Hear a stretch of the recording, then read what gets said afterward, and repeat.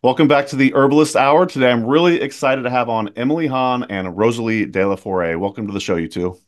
Oh, thanks for having us, Mason. I've been excited to hang out with my favorite people. So this is fun. Thanks for Same, of having us. course. Welcome to the Herbalist Hour.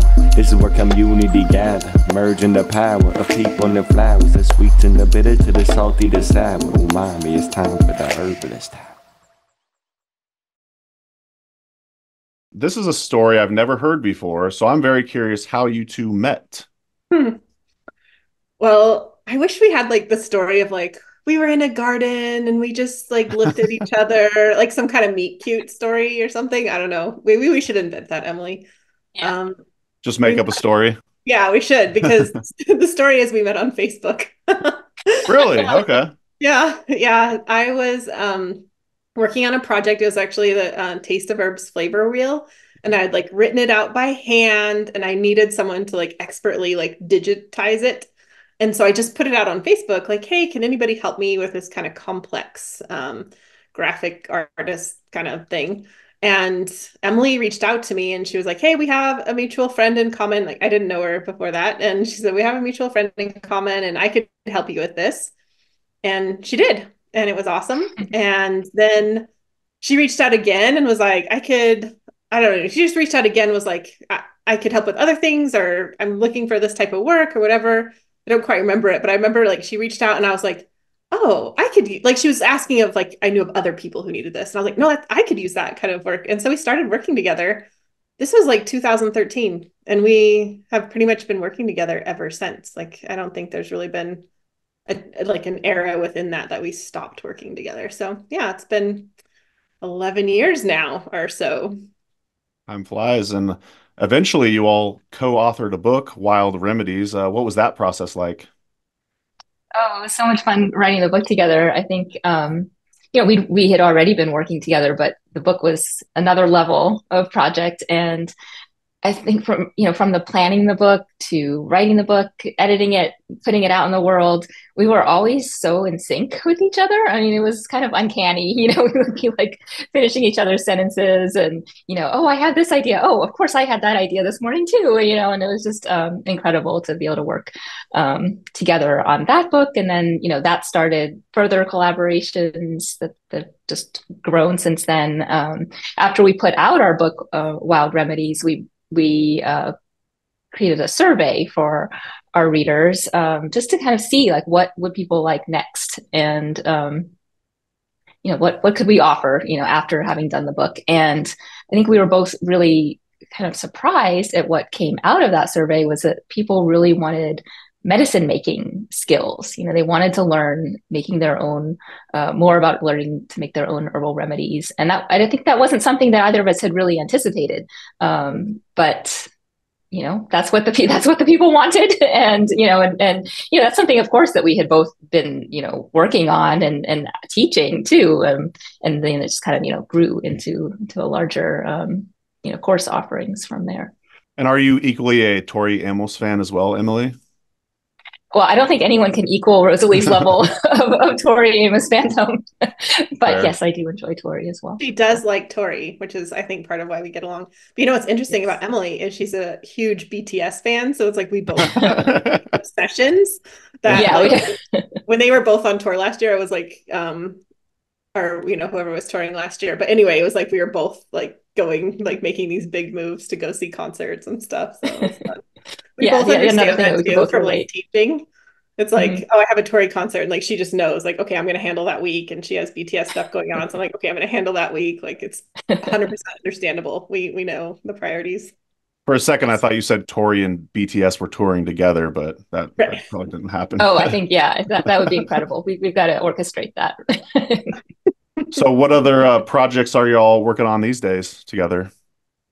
Well, just this week, we're really excited to be hosting the Rooted Medicine Circle mini course, and it happens for the week of January 16th through January 24th. And we have a really good time just collecting a lot of herbal enthusiasts together so that we can do this mini course together.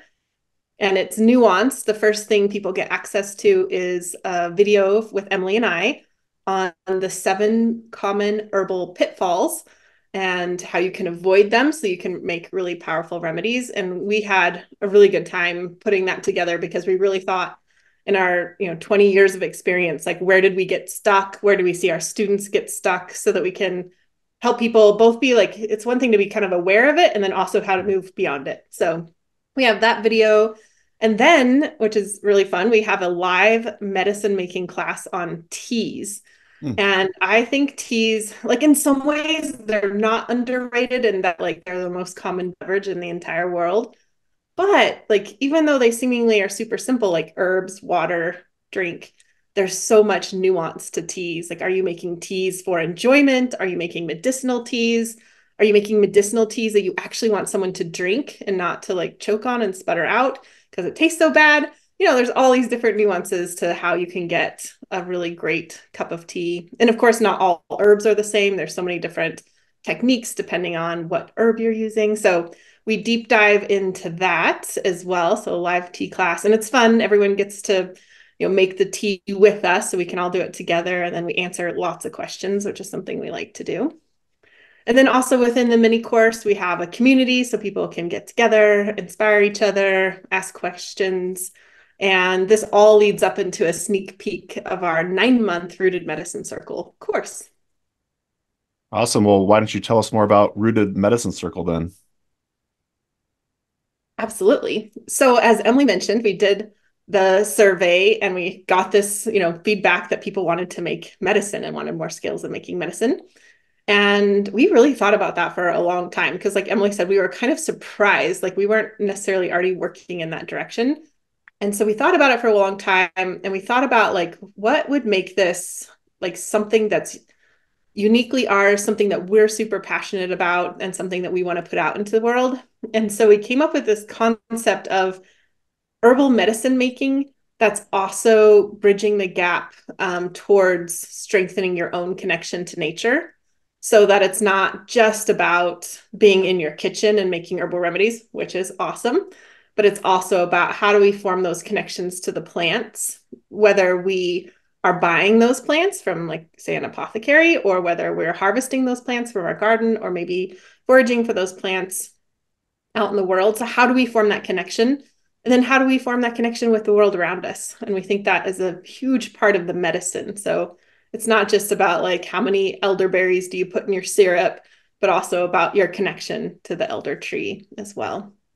So yes, students emerge from the course. They have a lot of confidence in making strong and effective herbal remedies, which is a passion of mine too, because I think because herbal remedies are so seemingly simple, it's easy to gloss over some key things that makes the difference between something that's like very weak and something that's potent, which to be fair is not always, we're not always looking for potency, but we are trying to like line up our intentions with the end result. And so, someone, for example, might hear of the amazing benefits of stinging nettle. And so they think I'll make a tea out of it and I'll take a teaspoon of the fresh plant and make a tea out of that.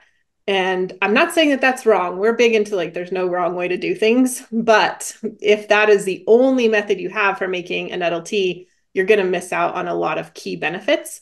So that's a big part of it, just going into all the nuance so people can understand it and have a really solid base and skip a lot of the mistakes that often get made.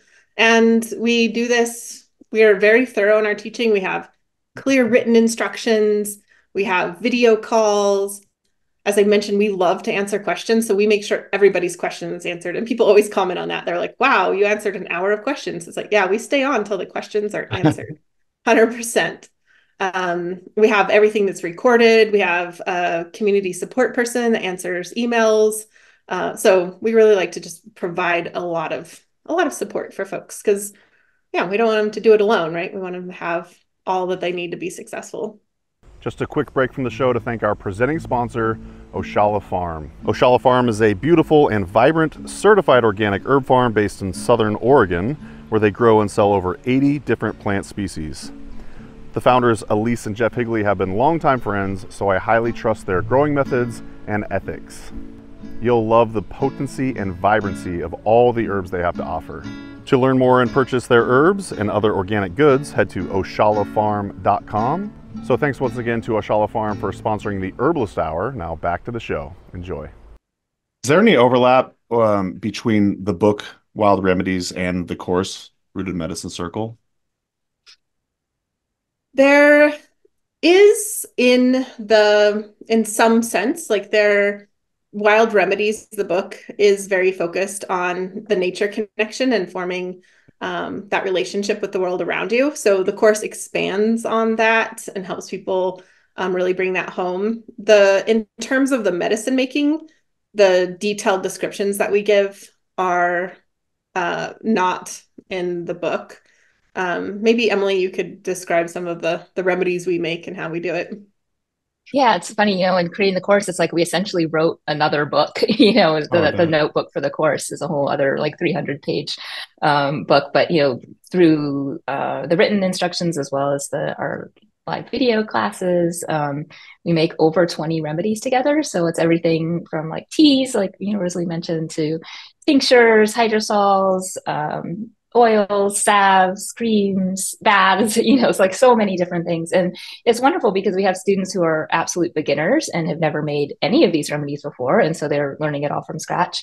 We have other students who, might have been making herbal remedies for years or sometimes even decades, but they'll let us know, I've learned something new about making tinctures that I never knew before, or, I've been making oils for years, but I had never made my own hydrosol. And now I've, discovered a new favorite remedy. And so it's really wonderful to explore all those different types of remedies together.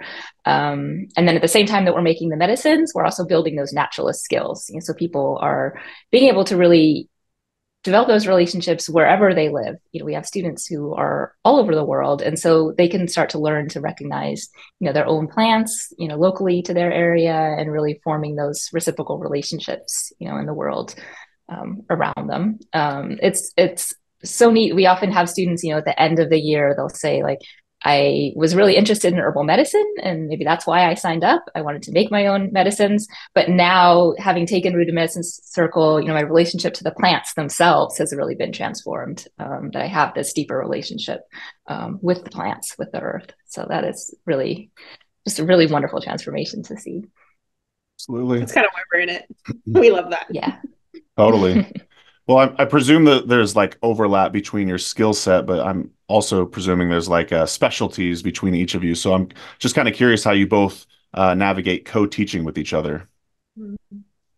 Yeah, so we teach each of the classes together. We're side by side, and I think it's, as I mentioned before, we were so often in sync and on the same wavelength. So we love, having those similarities, but then also our differences. We each bring our own individual experiences and skills to the class. So being able to, I think, combined, we have over 20 years of experience. So we can offer more to the students in terms of answering those questions that we have, in our classes, in our live Q&As, in our forum, and so we each bring different skills to the table. I think Rosalee has really deep clinical experience and can really answer a lot of questions about dosage or using the herbal remedies, for different ailments. So that's one area that Rosalee really brings to the table. Absolutely. Yeah, and I like one thing I really love about Emily, of the many things that I love about Emily, is she is incredibly detailed oriented. This is just an amazing strength of hers, and it is not a strength of mine. So that plays out in a lot of different ways, like from admin, like the course runs so smoothly thanks to Emily. Also, like she does really cool things, like she created a tincture and glycerite calculator that students just like the love for that calculator just goes, helps people really do the ratio correctly, and it makes it all simple. And I don't even know, like it blows my mind how she did that in a spreadsheet. She is definitely queen of spreadsheets. And she also has a food preservation background and has done all that. So when there is really specific questions around that, I'm always, whenever those questions come up, I just kind of like, and Emily, take it away. Well, and Emily, I know you wrote a book as well called Wild Drinks and Cocktails. We might get into recipes a little bit later, but I'm just kind of curious, is there like, say, a cocktail component to the course? We actually do. We have a little cocktail party in the summer where Oh, that's fun. it's a student meetup, and I teach some cocktail making skills so you can use your various herbal syrups and tinctures and teas and things to make cocktails. So yeah, we do get And to have mocktails some fun too. with that too, and mocktail, yeah, with or without alcohol. So everyone's joining on Zoom and making drinks together and having some drinks together. Yeah, Yeah, it's it's a like summer fun celebration. summertime activity. That's rad. I love that. So on your website, you say herbalism isn't about throwing back dropper fulls. Nicely worded. I feel like a lot of people might say droppers full. I don't know. Herbalism isn't about throwing back dropper fulls of a tincture. It's about transforming your life by becoming deeply rooted in the natural world, its seasonal rhythms, and your place within it. Can one of you expound upon that? Yeah, I think, in our work and in our classes, like we really want to center the idea that building the relationships with the plants is really an essential part of the medicine.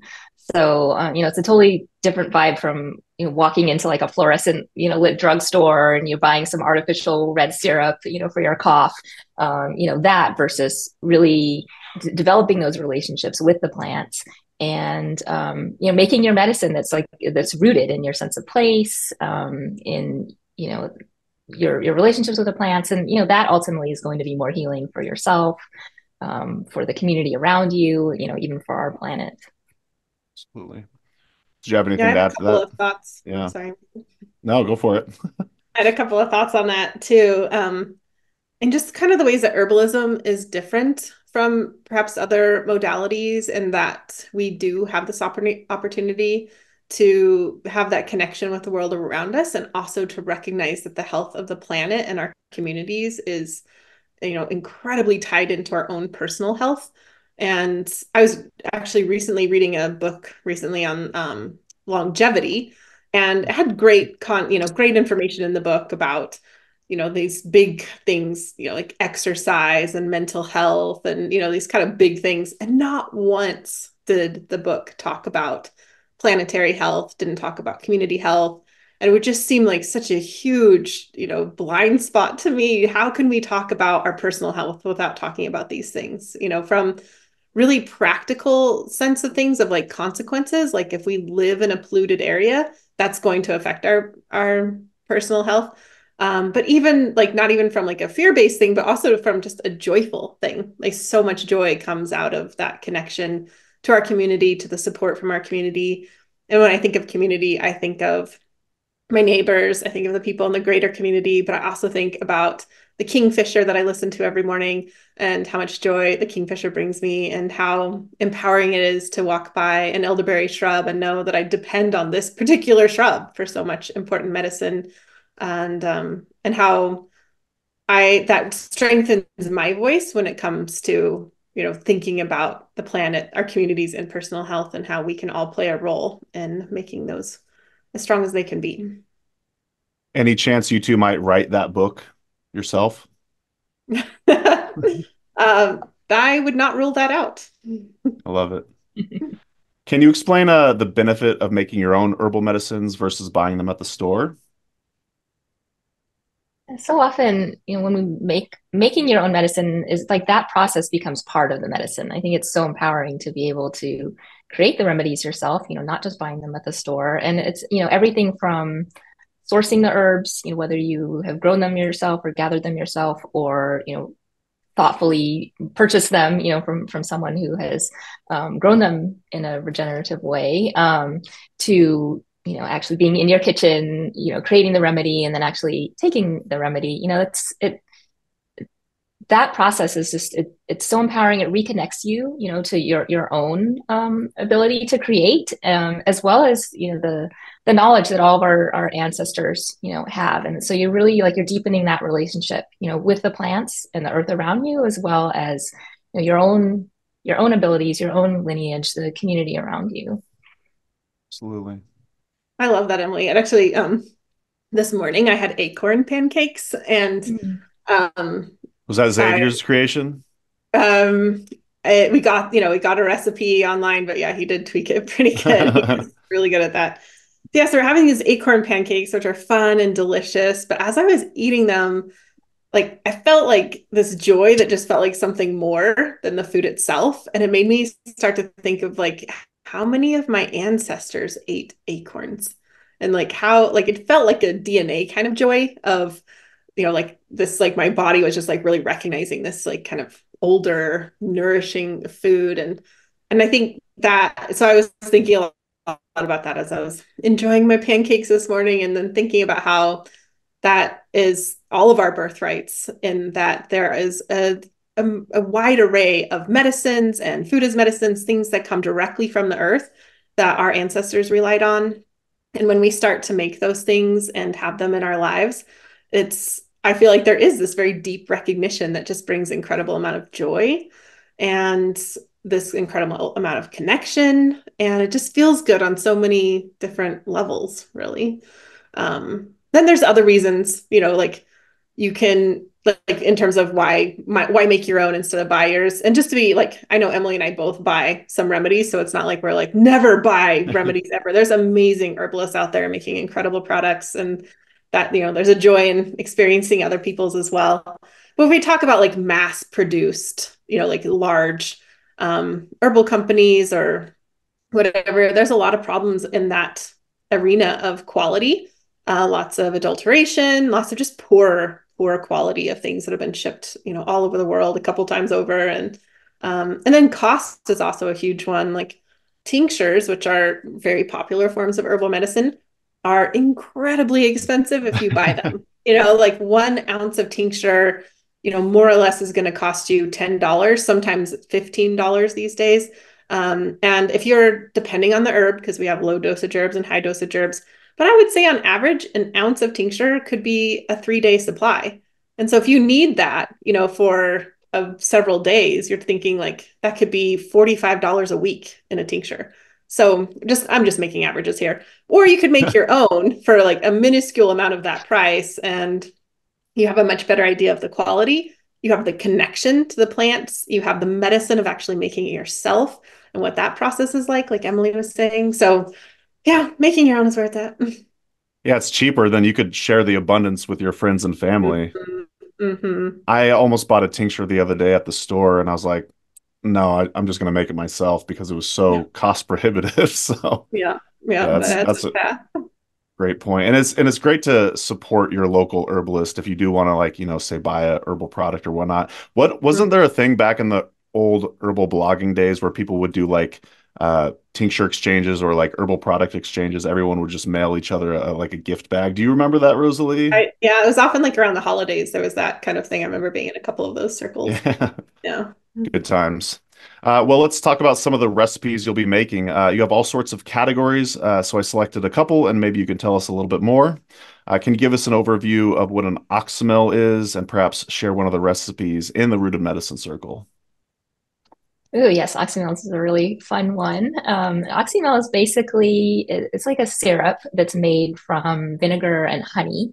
So it comes from the Latin word oxymeli, which means acid honey. So people have been making these remedies these are very, very old remedies. And time honored. Medieval Persians, had recipes for like hundreds of different oxymels. And so you take the honey and the vinegar, and you could just combine those two. But when we infuse them with herbs, of course, then we bring even more power from the plants into our oxymels. So the benefits of oxymels can range from supporting the respiratory system, the immune system, soothing a sore throat. Oxymels can be taken for like congested coughs with congested mucus. They also can make just wonderful, delicious drinks, additions to food and drink.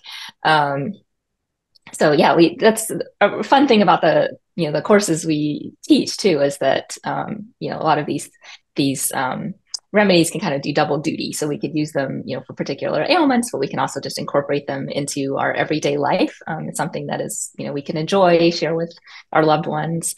So in the class, we teach how to make oxymels with fresh or dried herbs. You can also incorporate fruits into your oxymels, and then technically it's become something called a shrub. But yeah, there's so many different wonderful ingredients we can can incorporate into our oxymels. And one of them that we share in the class, well, I'll let Rosalee tell about that one. Sure. I'm pretty obsessed with oxymel, so I'm glad you asked us about this, Jason, because there's rarely a day that goes by that I don't have an oxymel, because like Emily said, it's a delicious drink. And it also is a great way to help your body regulate carb intake too. So it's, it's just, there's so many benefits to oxymels. And I love that it becomes this kind of unique or different way to get my, herbs that I really love into my daily life in a way that's not like, oh, I'm just taking my medicine now. It's like, oh, I get to enjoy it as this wonderful beverage. So yeah, I literally make gallons of oxymels every year, and often, with local plants, and yeah, it's a fun thing. And I even sent some out for the holidays this year. So sharing, like you were saying earlier, Mason, it's fun to make and share. And Emily and I, we have lots of recipes in the course. And one of my favorite oxymel recipes is mandarin and evergreen shrub. So this is a shrub because it's technically has the citrus in it, the mandarin citrus, and which is great for this time of year. And the evergreen can be taken from any evergreen tree. It's the needles that we're using, as long as it's not toxic or hasn't been sprayed. So you wouldn't want to use, for example, a yew tree, Y-E-W tree. But always a good idea to just check on this for sure. But pine trees, I use Douglas fir trees a lot. We're using the needles on there. So this shrub, we can give you the exact recipe, but you're basically taking mandarins, chopping up the mandarins, peel and all, and putting them in a jar. Then I like to add hawthorn berries, that's probably one of my very favorite shrubs ever, because I think everybody should have hawthorn all the time. That's just one of those things that I believe to be true. And then you have the evergreen needles, which have this Douglas fir that I like to use because it grows all around me, has kind of a citrus taste already, but it also has this like deep aromatic and kind of resinous flavor as well. Then I like to add spices to kind of just warm up the mixture. So it could be cinnamon chips, cloves, star anise. You can go wild with the spices and, creating your own little blend here. And then to make it into our shrub, we have both the honey and the vinegar. I most often use apple cider vinegar, but you can use all sorts of different vinegars for this. The only one we don't recommend is like the really cheap distilled white vinegar that you find like at the bottom shelf of your grocery store for like $1.99 a gallon. Right. That stuff's made like in weird ways and is very questionable. So besides that one, any type of high quality vinegar is great. Basically, you put all of that in a glass jar. Then you cover that with a lid that's preferably glass or plastic, definitely not metal, because the vinegar will corrode the metal. Another option is you can put parchment paper down and then screw on a metal lid, but you just don't want the metal to be in contact with the vinegar. You give that a good shake every day, maybe a couple times a day. And you can, you could enjoy it in as little as a week. Like just keep tasting it and you want to feel those flavors come out. Maybe 2 weeks, maybe 4 weeks, it's fine. But once it's ready and it tastes great, you just strain that off. And my favorite way to have them, you could absolutely take it by the spoonful. My favorite way is to put like a tablespoon, maybe 2 tablespoons into a cup. And then I use sparkling water on top of that. And it's just absolutely delicious. I do have a follow-up question about the oxymels, but before I ask that, Rosalee, you mentioned everyone should be taking hawthorn every day, or you believe that. I'm just curious, are you talking about like the berry, or would the leaf and flower suffice? I'm laughing because just like 2 days ago, I was in our local health food store and somebody stopped me to ask me about hawthorn. And I talked to them for 20 minutes about how they could enjoy hawthorn. So I was just laughing. So I'm like, how much time do you have, Mason? Yeah. And even in talking to them, I just like, it made me realize like what a super fan of hawthorn I am. Yeah. So the hawthorn berries, amazing. Hawthorn leaf and flower, amazing. And you can enjoy them in all sorts of different ways. They kind of have a different preparation. So all of it's great. And I think getting a variety is really good, but a simple tea of hawthorn leaf and flower super easy to make. I like to combine it with Tulsi. That's my favorite, Hawthorn leaf and I like flower and that. Tulsi. I give that to my husband Xavier almost every single day. Nice. And that came out of, I heard Rosemary Gladstar, this was like, I don't know, 10 or so years ago. She said, give every man in your life that you love Hawthorn every day. And, if Rosemary said it, it must be true. That's right. So, but, she was speaking really towards heart disease and just how prevalent that is. But it's really prevalent in all genders. So it really could be a give everybody you love Sure. Hawthorn every day. Right. And so we have Hawthorn every single day. And not because we have heart disease, but because we don't want to have heart disease. So there's also, you can take extracts and pills. Gaia Herbs makes a good one. But more than that, I love making my own Hawthorn medicine from my local Hawthorns. And the shrub is the one I make the most often. That's one I have almost every day. You can also make like ketchup out of the berries. Oh, wow. You can, we make a 3-berry syrup in the course that's very popular, which has elderberries, rose hips, and hawthorn berries in it, which is, just that power combination is just a really great way to modulate inflammation, which is something I'm very passionate about helping people with as well. So yeah, all the ways. That's the answer. All the ways every day. Back when I lived in Oregon, I'd had access to lots of fresh hawthorn berries, and I don't really see it that often here in Wisconsin. So I consume a lot of the nourishing herbal infusion of the leaf and flower. So I just had to ask, but got to get the berries in me as well. But my question about the oxymels was, you have these beautiful recipes in the course. I'm just kind of curious, does it also kind of teach you how to, like, say, freestyle it with what herbs and ingredients you might already have in your kitchen? Yes, we're this. It's so important to us that people, can develop that confidence to freestyle it, as well as use, work with the herbs that are where they live, or they're meaningful to them, that they, they might have grown, or that they and their family like. So yeah, a lot of our recipes, you can basically use them as templates, for incorporating other herbs. We also, we talk a lot in the class, as part of our answering everybody's questions, is helping people come up with, substitutions, or, thinking about, what role is the herb playing in this remedy. So, what might be some other herbs that bring, some similar gifts, to the remedy. So yeah, that is a really important thing to our class, that people can connect with the plants where they live, or that, are important to them, and incorporate those into any of these remedies, and really make it their own, so that it's, you don't have to make a very, or specific combination of herbs. Absolutely. That's such a joy with the oxymels, like all preparations with the oxymels. I think like you could go out to your garden one day and create a formula from your garden that then is just this like ephemeral thing. Like you'll make that batch and you'll never have it again. This will be like your 2024 solstice garden formula. And it's just, there's something really special in that you can just savor that and love that and know there'll be other unique formulas and recipes to come. But, it's not standardized, and that's cool, because I think it helps us to be present and really enjoy, be present and love those unique flavors.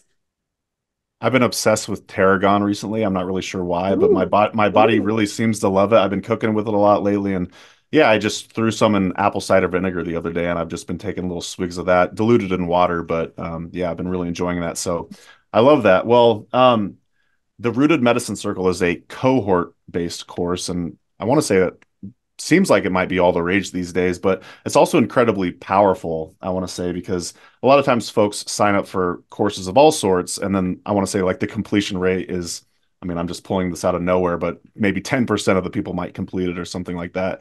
I want to say cohort-based courses are incredibly powerful, and a lot of students end up completing the full thing. And I'm just kind of curious, why are cohort-based courses so powerful? And maybe even explain what a cohort-based course is as well. Sure. Yeah, that's a great question. And actually is something that we are super proud of. I've been teaching online courses for well over a decade. And so I know that those like completion numbers can be kind of dismal sometimes. Was I close in my estimation? Yeah, I've heard that as like a general, like in terms of finishing, like I've heard that you can expect like 30% of people to be generally like involved in some way, but like 10% completion. And we get so excited with Rooted Medicine Circle. Our numbers are so far beyond that. You know, we have lots of engagement from everyone. And then we have a very high completion rate because we have a certificate path that people can do. And so we help them along the way of giving them clear guidelines and deadlines and then feedback. And so we just help move them along the way. And everybody who does the certificate course just says, you know, it's been amazing for them to actually finish it. And at the end of the year, we get countless testimonials of people saying, this is the first herbal course I completed. So we get, yeah, we're very proud because that's like, we're herbal teachers. So our success really is the success of our students. And so it's really important to us that we see a lot of success. So we do. So yeah, we're very proud of that. And yeah, it's a good question. So a cohort is like, we're a live class, and this is not a DIY approach. And we live in a society that loves DIY, do it yourself, which is kind of cool, you know, in some ways, because, I mean, that was, you know, we have like all the stuff that we could buy at the store. And like, you know, I grew up going to like Target or Walmart and like buying lotion or whatever. And it was really, you know, whatever those products I needed, or going to the drugstore and getting the syrup. But the DIY approach is this like break away from that and saying like, oh, you know, maybe these things aren't the best for me. And then how can I do that myself in a way for all those benefits we've already talked about? It's empowering, the connection, the quality, the cost, etc. So the DIY is cool, but herbalism was never meant to be like do it yourself and like feel, you know, isolated and alone. It was always practiced within a community, within a mentorship, within, you know, people around you and that support. So we really, even though it's an online course and we're spread across the world, we create that in all the ways we can, so that there is that support. And we've already mentioned a lot of those. We answer questions, but also we have, like you asked, like, are people able to like make their own recipes and like freestyle stuff? Yep. Part of the joy of this is that we're all sharing the recipes that we're making. And so we get to see from people all over the world and like what they're doing, and it helps inspire other people. So we have that like ongoing community support and inspiration, which is really important because sometimes, not all the time, but sometimes we're really into herbs and say our partner or our siblings or our colleagues or our bestie is not into herbs. And they might even like look down on us a little bit or something, you know, think we're like, you know, not all there, or think that we've lost it, or, you know, they might just whatever. And so it's important to have a community around you that it's like saying, yes, this is great. And that kind of support. And I think, you know, I see a lot of people that have this kind of like, they want to be an herbalist and they feel that calling, but they don't have accountability and they have a busy life. And so they kind of have this like on again, off again relationship with the herbs, you know, like they might go like, there's 1 week where they'll like make stuff. And then, but then they have like questions, and then they get stumped, and then they set it down and they don't come back for a while. So Rooted Medicine Circle is like for 9 months, we are like holding this container of, you know, inviting people to show up. We have ways for people to show up in all sorts of different ways beyond the classes. So yeah. And then I think another thing too is, I know from my personal experience, like if I get a question that's like about safety or about the best way to do something, like my personality is that like I want the answer before I can move forward. So we really want to help people with that type of hurdle too. Like we want to be there like, oh, you have this question, let's help you with it so you can keep moving forward instead of getting stuck. So I think those are ways that, you know, the cohort is, you know, again, just that not that DIY thing, and just that we're having community support and helping people show up consistently. Did you have anything to add to that, Emily, or? I think it's wonderful, you know, being in that community, because we do have people at different levels of experience, and as Rosalee said, you know, different parts of the world and experiencing, you know, different environmental conditions, you know, where they live, and so you know, just being able to hear from people within their different experiences, their different questions, you know, what they're doing I think can be so powerful. And we have you know, more experienced, you know, herbalists or people who, you know, maybe worked with some of the remedies more, sharing, you know, their suggestions with people. We also often have a lot of returning students, you know, they want to come back, and, you know, they love the community and they want more. So, so it's wonderful to have, you know, those people also, you know, providing, you know, some mentorship and, you know, their experiences with other people. So yeah, I think it's a really special community that we have. Kudos to the people taking the course again. As my teacher, Howie Brownstein, says, repetition is the key to mastery. They're just drilling it Mm. further into their heads. I love that. I'm kind of curious what the community interface is like. Do people have like profile pictures and that kind of thing? Or what does it look like behind the scenes for people to kind of interact with each other? Yeah, and the forums, like, all of those things are possible. And because, there's a lot of activity in those. We also have just meetups. And so people can just, we have designated meetup time so people can That's get cool. on Zoom calls and interact with each That's other, which fun. is a really powerful aspect. Because again, saying we don't always have communities of people where people like are excited to talk about herbs or want to like even just talk about nature connection. So that's a big part of it. We even have things like a braiding sweetgrass book club where That's we cool. read Robin Wall Kimmerer's book, which is a amazing book. We read that together, section by section, and then we discuss it together. So there's really a lot of opportunities for, it's not just the class time, but really a community where we're growing together in all these ways. And I love what you said about repetition, Mason, because I feel that Yeah. for myself. Like I learn new things every year and I get things, drilled in more every year too. So that's the fun thing about herbalism. It's countless levels of learning and understanding.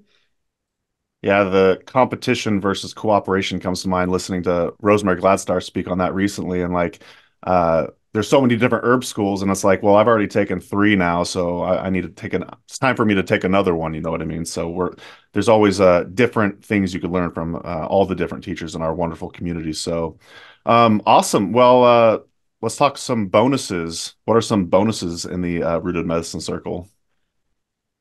We have so many fun bonuses.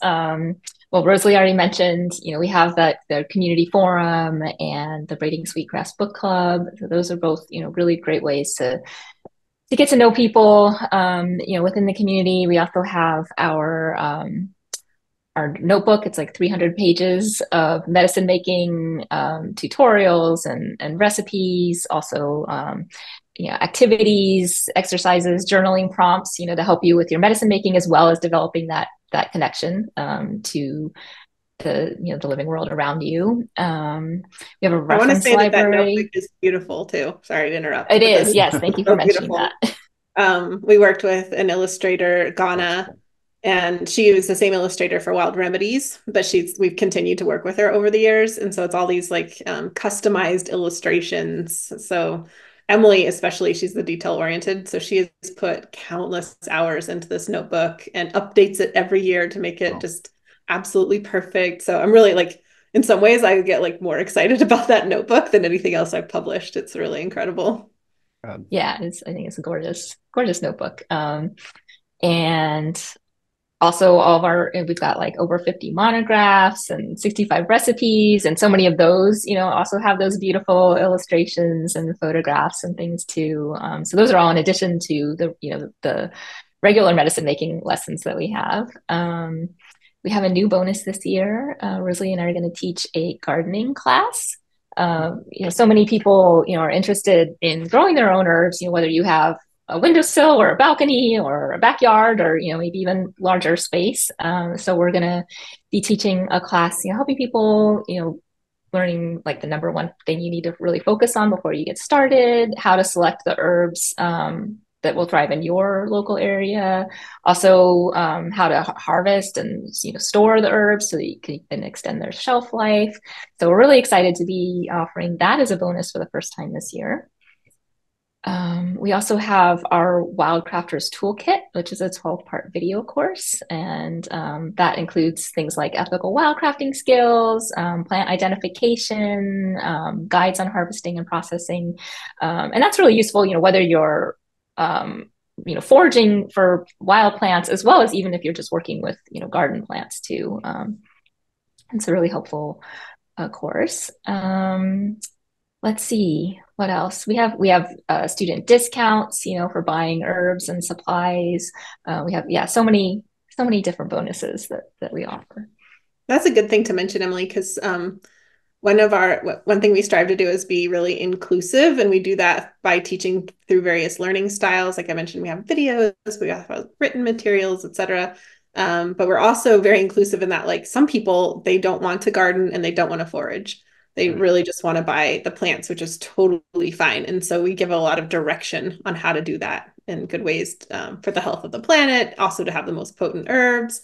And so that's a really important part of it as well. Like however you want to get the herbs is fine with us. We just want to make sure you're maximizing the best way to do that. I'm just curious about you mentioned the monographs. Do you both co-author those, or how does that work? How does that work? We do. Yes. Sometimes like there's plants that Emily has a close relationship with, and so she does the majority of the writing and vice versa. Yeah. But then there are sections within it. Like Emily wrote a lot of like what did you write, Emily? Kind of the like very detail oriented stuff. Like the botanical identification and some of the how to identify and how to harvest. But yeah, we both had a hand in all of the monographs, nice. In some way. So yeah, it's been a nice collaboration there too. And a lot of the monographs actually came from the Wild Remedies book. When we wrote the book, our editor came back and said, "This book is way too long. You're going to have to cut some plants," which was like our children. And so we had to cut half the plants. I mean, it was wow. Because I think we turned in like 500 pages and they were like, this can't be more than like 300 or what. I can't remember the numbers, but it was like we turned in double the amount. So, yeah. So some of those, monographs were basically, originally intended for the Wild Remedies book, and then now they're in the course. I'm glad they're getting used. So it doesn't sound like these are pre-recorded then. I'm just kind of curious, how long do folks have access to the recordings? Because I'm guessing a lot of times students can't make the live class. So do folks have like a limited time on when they can watch these classes after the fact, or? It's a great question, because actually the majority of people don't attend live, and people love that because they love to watch it on their own time and then be able to like stop and pause, because when you're making it yourself, like maybe that's something you want to do. You like stop and like wait for your thing to simmer or whatever. And then the answer to your question is that they have forever. So they get access to that classroom forever. And which I think is great, right? Like we want to have that, like they bought it, it's theirs. They get to interact with those forever, whatever that means. But the other thing is that because we have that certificate path, which again is a very popular thing, that you don't have to do a certificate, but many people do. And in that, we do give a structure of time of like, you have to watch this by this date, which is helpful for those of us like me who need deadlines. If there's that's kind of part of the problem with sometimes with online courses is if you have access to it forever, then it gets put on the back burner because you have other things up in your life that aren't as urgent. So we kind of make it urgent so that people will get through it, because as we said, we have an extraordinary amount of people who finish the entire course and participate in everything. And so we like to facilitate that happening. Awesome. This is just top of mind because a Herb Rally community member was asking about AHG hours, American Herbalist Guild hours. I'm just kind of curious, if someone takes this course, will that work towards their certification with the AHG? It does, yeah. Especially the sections of medicine making and materia medica. So that's within the AHG certification. Those are the things that we're covering. Sweet. Well, very good. Yeah. This has been a lot of fun. Any closing thoughts before we wrap up and get out of here? Well, this has been really fun. Thanks again for having us on, Mason.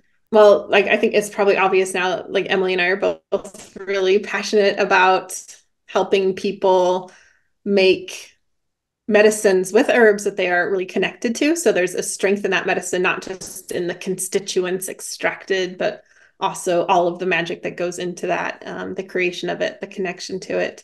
And it really, that is something that people can just keep growing and building on. I think it's an amazing skill set to have today. I often think like, I don't know what I would do without herbs. Like there's a time to rely on Western medicine, but there's so many times where Western medicine, they don't have remedies that are like what we really need. Like I can't think of like how many stomach aches I've had that I can reach for something that's natural, that's something I've made that helps, helps my stomach, rather than something that might cause more side effects, for example. So there's a practicality to it, but also that deeper connection. And it's just been like our complete privilege to watch people go from being like herbal enthusiasts and like wishing that they were herbalists and wishing they had that deeper connection. And like we get to watch them over this 9-month period of them becoming like actualized in that and leaving the course saying, like, I am an herbalist now, and looking at their kitchen that's stocked full with this apothecary of all these things that they know how to use. So it's really like has become my why of being an herbalist. Like the students and their journey has been one of my greatest joys. And yeah, I would say if people resonate, if people are excited to make herbal medicines and excited to deepen their connection to the world around them, then the best way to get started is by checking out the free Rooted Medicine Circle mini course, because then we really deep dive into, like I said, the pitfalls that people experience, making of teas, and it really gives people a sense of what it's all about. Well, awesome. All links to the free course as well as the full-on Rooted Medicine Circle will be in the podcast show notes and the YouTube description. And with that, we'll end the episode. So thanks y'all for joining us. We'll see you in the next episode. Later, Skater. Later, Skater. Thanks so much for watching today's episode of the Herbalist Hour. If you enjoyed it, please give it a thumbs up. And if you want more great herbal content, be sure to subscribe to our Herb Rally YouTube channel. If you enjoy these Herbalist Hour episodes and you'd like to join us live, you can do so by becoming an Herb Rally Schoolhouse member. Learn more at herbrally.com/schoolhouse. And if you want to get your first 30 days for free, use coupon code YouTube30 at checkout. So our Herb Rally Schoolhouse members get access to exclusive video classes, monographs, and a lot more herbal community discounts, along with joining these live Herbalist Hour interviews. So one more time, herbrally.com/schoolhouse, enter coupon code YouTube30 at checkout to get your first 30 days for free. All right, we'll see you in the next episode, and take care.